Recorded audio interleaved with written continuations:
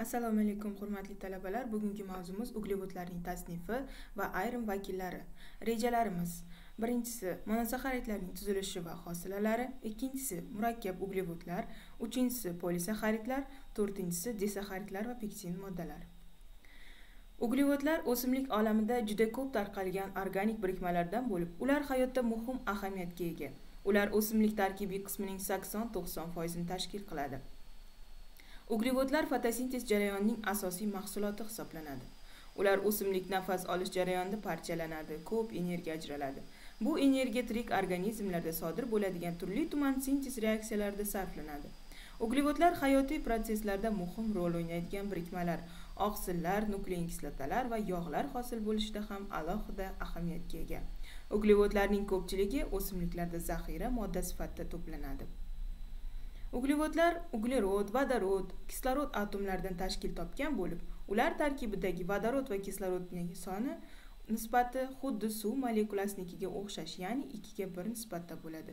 Uglevodlarning tarkibi umumiy qilib CmH2nOn yoki CmH2On formula bilan ifodalash mumkin. Uglevodlar kimyoviy tuzilishiga ko'ra ko'p atomli spirtlarning aldegidi yoki ketoni hisoblanadi. Uglevodlar tuzilishi va xususiyatiga ko'ra ikkita katta guruhga: oddiy uglevodlar, ya'ni monosaxaridlar, murakkab uglevodlar, ya'ni polisaxaridlarga bo'linadi.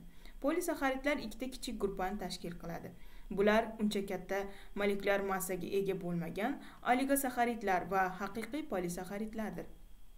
Monosaxaridlar bilan oligosaxaridlar ko'pincha shakar deb ataladi. Uglevodlar monosaxaridlarga glyukoza, fruktoza, disaxaridlarga saxaroza, maltoza, laktoza, polisaxaridlarga kraxmal, sellyulozalarni misol qilib keltirishimiz mumkin.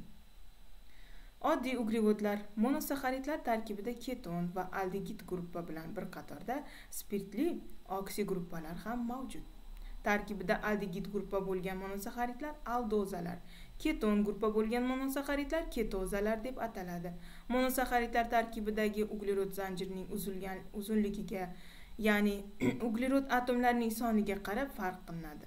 3 uglerodli birikmalar triozalar, 4 uglerodli birikmalar tetrozalar, 5 uglerodli birikmalar esa pentozalar, 6 uglerodlisi geksoza va nihoyat 7 uglerodlisi geptozalar deb ataladi.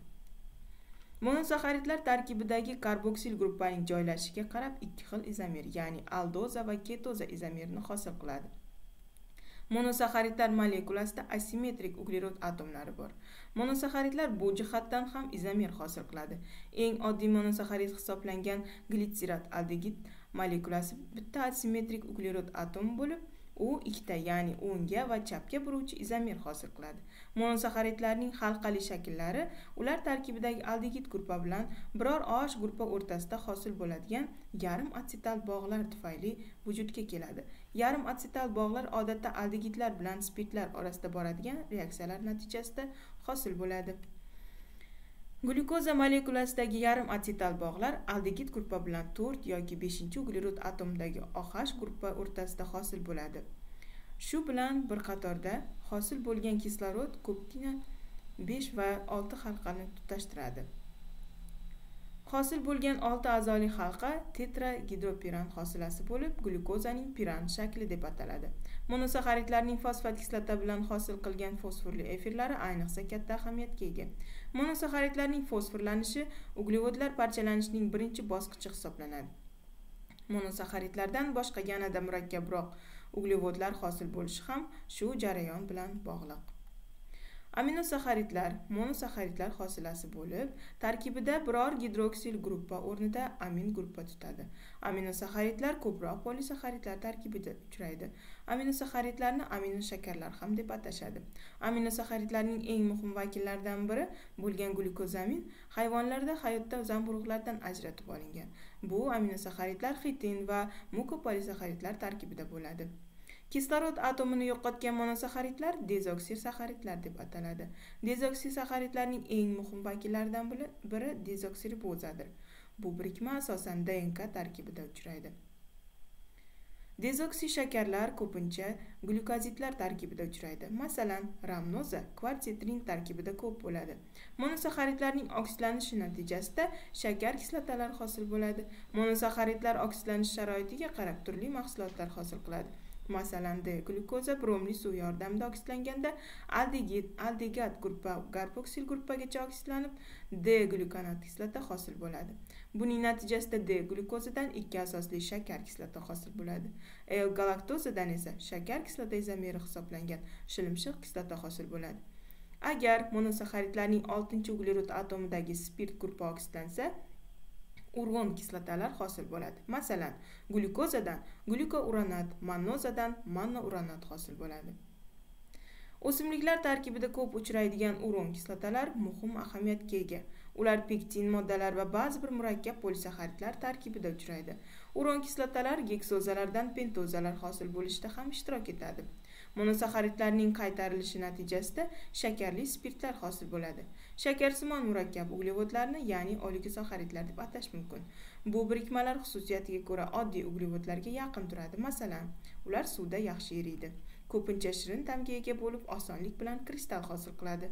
Oligosaxaridlar molekulasi uncha ko'p bo'lmagan, oligos, ya'ni kichik, ko'p emas degan ma'noni anglatgani kabi oddiy monosaxaridlardan tashkil topgan. Bu birikmalar molekulasini tashkil qiladigan monosaxaridlar soniga qarab disaxaridlar, trisaxaridlar va hokazolarga bo'linadi. O'simliklarda asosan disaxaridlar ko'p tarqalgan. Ulardan birini misol qilib saxarozani keltirish mumkin, ya'ni bu kundalik hayotimizda ishlatadigan shakar. Polisaxaridlar yuqori molekulali uglevodlar bo'lib, ularning molekulalari monosaxaridlarning juda ko'p qoldig'idan tashkil topgan. Ular suvda erimaydi yoki kolloid eritma hosil qiladi. Polisaxaridlar odatda ta'msiz bo'ladi va haqiqiy kristallar hosil qilmaydi. Quyidagi murakkab uglevodlarning xususiyatlari va ayrim vakillari bilan tanishamiz. Ikkita monosaxarid molekulasidan bir molekula suv ajralib chiqishi natijasida disaxarid hosil bo'ladi. Saxaroza o'simliklar olamida eng ko'p tarqalgan va ko'p uchraydigan disaxaridlardan biri saxarozadir. Saxaroza asosan eruvchi zaxira modda uglevod hisoblanadi. U bir molekula 3D fruktofuranoza va bir molekula D glyuksopiranozadan tashkil topgan. Saxaroza qamish shakari yoki qand lavlagi shakari deb ham ataladi. Uning umumiy formulasi C12H22O11 bo'lib, u odam va hayvonlar uchun to'yimli oziq sifatida muhim ahamiyatga ega. Suvda yaxshi eriydi, osonlik bilan kristal hosil qiladi. Maltoza undirilgan don shakari deb ham ataladi, chunki u don unib chiqishi davrida kraxmalni parchalanishidan hosil bo'ladi. Maltoza kam miqdorda bo'lsa ham ko'p o'simliklardan topilgan. Glyukozaning ikkinchi molekulasidagi erkin glyukozid gidroksil gruppa ochiq bo'lganligi sababli maltoza qaytaruvchi xususiyatga ega bo'ladi. Laktoza sut tarkibida ko'p uchraydi. Shuning uchun u sut shakari deb ham ataladi. Laktoza yuksak o'simliklar tarkibida juda kam uchraydi. Ba'zi o'simliklar changdonidan ham topilgan. Laktoza glyukoza va bir molekula D galaktozadan tashkil topgan. Laktoza tarkibidagi glyukozada glyukozid gidroksil bo'lganligidan qaytaruvchanlik xususiyatiga ega. Quyidagi rasmda saxaroza, maltoza, fruktoza va laktozalarni ko'rishingiz mumkin. Polisaxaridlar yuqori molekulyar birikmalar bo'lib, molekulyar massasi bir necha mingga, hatto milliongacha yetadi. Ular ta'msiz bo'lib, suvda erimaydi yoki kolloid eritma hosil qiladi. Shuning uchun ham o'simliklar tarkibida ko'p to'planadi. Kislotalar yoki fermentlar bilan gidrolizlanganda oligosaxaridlar bilan monosaxaridlarga parchalanadi. Bir xil monosaxaridlardan tashkil topgan polisaxaridlar gomopolisaxaridlar deb ataladi. Agar polisaxaridlar tarkibida turli mannozalar, monosaxaridlar bo'lsa, ular geteropolisaxaridlar deyiladi. Geteropolisaxaridlar tarkibida ba'zan boshqa moddalar, aminokislotalar, yog'lar, oqsillar ham uchraydi. Gomopolisaxaridlar tarkibidagi mannozaning tabiatiga qarab har xil bo'ladi. Masalan, glyukozalardan tashkil topgan glyukanlar, kraxmal, glikogen, sellyuloza va boshqalar. Fruktozalardan tashkil topgan polifruktozalar, inulin va boshqalar misol bo'ladi. Gallak-uranat kislotalar qoldig'idan pektin moddalar hosil bo'ladi. Geteropolisaxaridlarga gemitsellyulozalar, yelin va shilimshiq moddalar, mukopolisaxaridlar kiradi. Polisaxaridlarning biologik ahamiyati katta. Ularning ko'pi, masalan, kraxmal, glikogen va boshqalar o'simliklar va hayvonlar organizmida zaxira oziq modda hisoblanadi.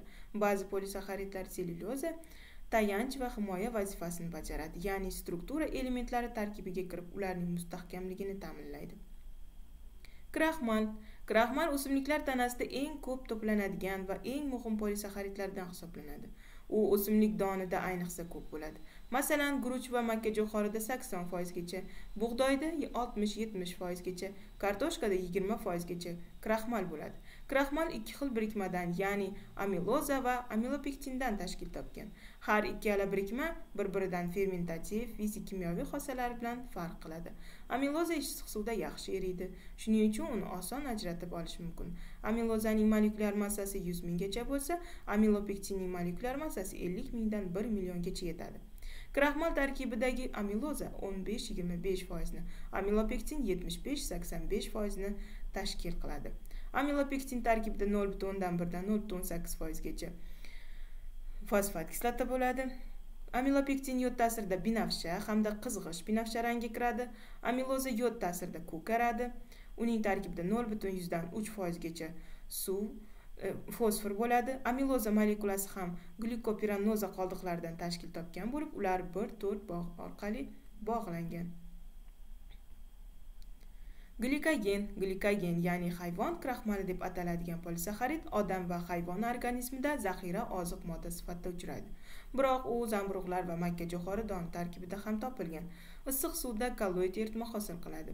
Kraxmalga o'xshab yod ta'sirida qizg'ish binafsha va binafsha rangga kiradi. U kislota va fermentlar ta'sirida B-glyukozagacha parchalanadi. Inulin o'simliklar tarkibida zaxira oziq modda sifatida uchraydi. Tuzilishiga ko'ra kraxmal bilan glikogenga o'xshaydi.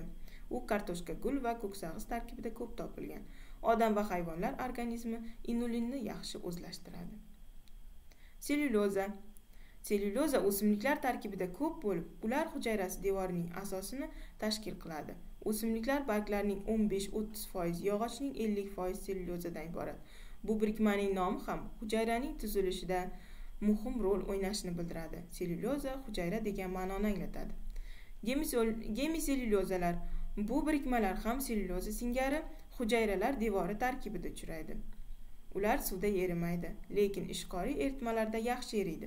Gemiselyulozalar ko'pincha o'simliklarning yog'ochligida ko'p uchraydi. Bu birikmalarning molekulyar massasi bir necha mingni tashkil etadi. Pektin moddalar. Bu moddalar ham polisaxaridlar sinfiga mansub bo'lib, ko'pincha mevalarda, ildiz mevalarda va o'simliklar poyasida uchraydi. O'simliklarda pektin moddalar va propektin shaklida bo'ladi. Protopektin suvda erimaydi. Pektin moddalar poligalaktouranat kislotalaridan tashkil topgan. Galaktouranat kislotalar qoldig'i 1-4 bog'lar orqali birikkan. E'tiboringiz uchun rahmat.